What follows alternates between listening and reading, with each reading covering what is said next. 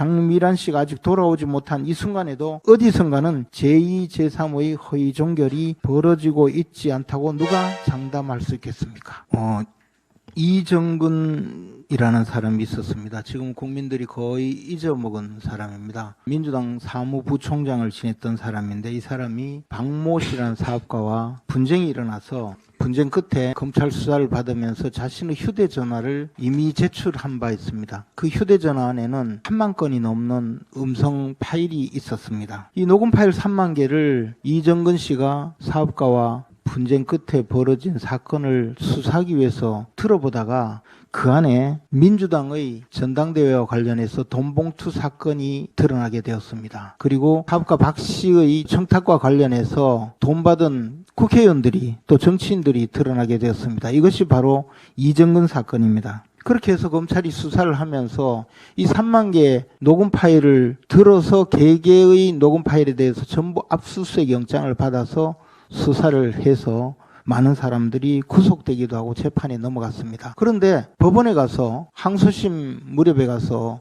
법원은 이렇게 해석을 했습니다. 검찰이 수사를 하다가 처음에 이미 제출한 내용은 이정근 씨와 박모 씨와의 분쟁에 관한 수사를 해야 되는데 다른 내용이 나왔으면 듣기를 중단하고 그 내용을 다시 압수수색 영장을 받아서 하나씩 들었어야 되는데 다 들어보고 압수수색 영장을 받았다. 이것은 위법 수집 증거다. 이렇게 해석을 했습니다. 그래서 정관계, 로비 의혹, 인사청탁 그리고 각종 민주당의 2021년 전당대회 관련해서 돈봉투 사건 등이 모두 위법 수집 증거라고 해서 무죄 판결이 내려진 것입니다. 송영길, 윤관석, 강내구, 노웅래, 노영민 이런 사람들이 구속되거나 재판을 받았는데 무죄 판결을 받았던 이유입니다. 이 사건에 대해서 왈가왈부할 수 있는 사안은 충분히 있습니다. 음성 녹음 파일을 근거로 해서 다시 수사를 해서 자백하는 진술이나 또는 유력한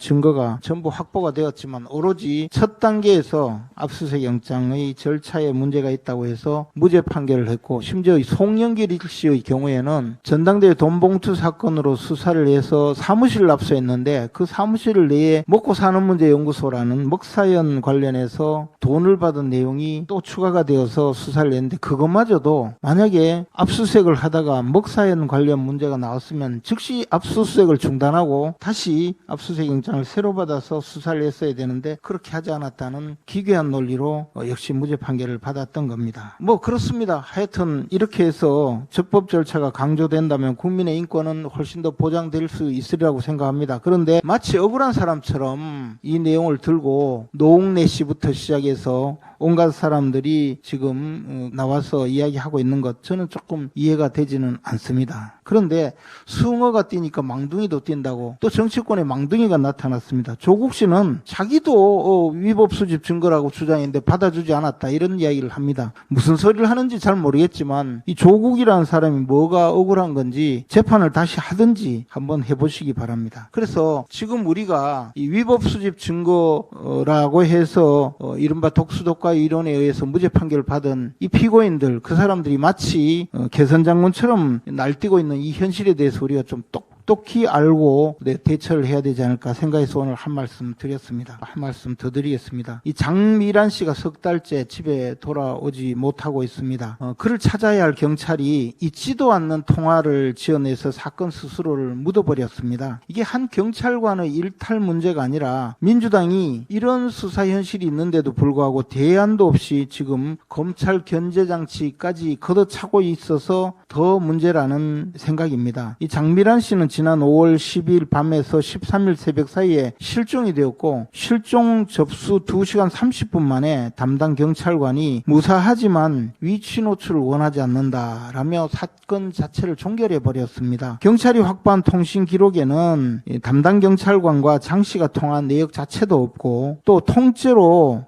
지어낸 보고였다는 사실이 드러나고 있습니다. 그 경찰관은 지난달 2일에 접수된 60대 남성 실종 신고 전도 사건에도 똑같은 수법을 반복했습니다. 유족은 3차례나 다시 신고했지만 경찰은 움직이지도 않았고 4번째 신고 끝에야 수색이 시작돼서 하루 만에 이 남성이 숨진 채 발견이 됐습니다. 이런 일이 2번이나 가능했던 이유는 담당자 한 사람이 실종 사건을 접수부터 해제까지 혼자 처리할 수 있고 관리자의 결재조차 없는 구조. 거기에 대해서 이런 암장 사건이 벌어지면 이것을 다른 수사기관이나 또는 상급자 또는 조직 내에서 견제할 수 있는 그 어떤 사례도 어떤 장치도 없기 때문에 벌어지는 일이라고 보여집니다.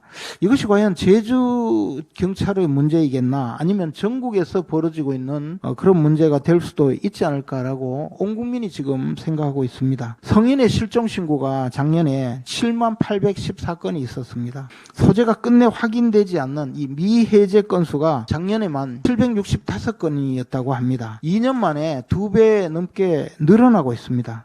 검증도 없는 경찰 자체의 종결 사건이 결국 어디서나 반복되고 있을 수 있다고 보여지는 것입니다. 경찰관 한 명의 허위 보고만으로도 실종 사건이 통째로 묻힐 수 있는 구조라면 그 견제 장치를 어떻게 마련해야 될 것인가, 이것에 대해서 많은 고민이 있어야 함에도 불구하고 최소한의 그 견제 장치라고 할 수 있는 검사의 보안 수사권도 이미 정치적인 이유로 지금 무너뜨리고 말았습니다. 정성호 법무장관은 국회 법사위에서 실제로 이 사건 암장의 위험을 경고하면서 정권 송치가 필요하다라고 한 바 있습니다. 심지어 어떻게든 검사들을 무력화시키려고 혈안이 되어 있는 이재명 대통령조차도 지난 4일 국무회의에서 경찰이 엄청난 권한을 갖게 되는데 앞으로 안전할까 하는 우려를 하지 않을 수 없다. 그런 이야기를 했습니다. 대통령이 그 안전이라고 말한 것, 그것이 바로 사건 암장에 대한 우려입니다. 그런데 지금 연간 7만 건이 넘는 실종 신고, 이것이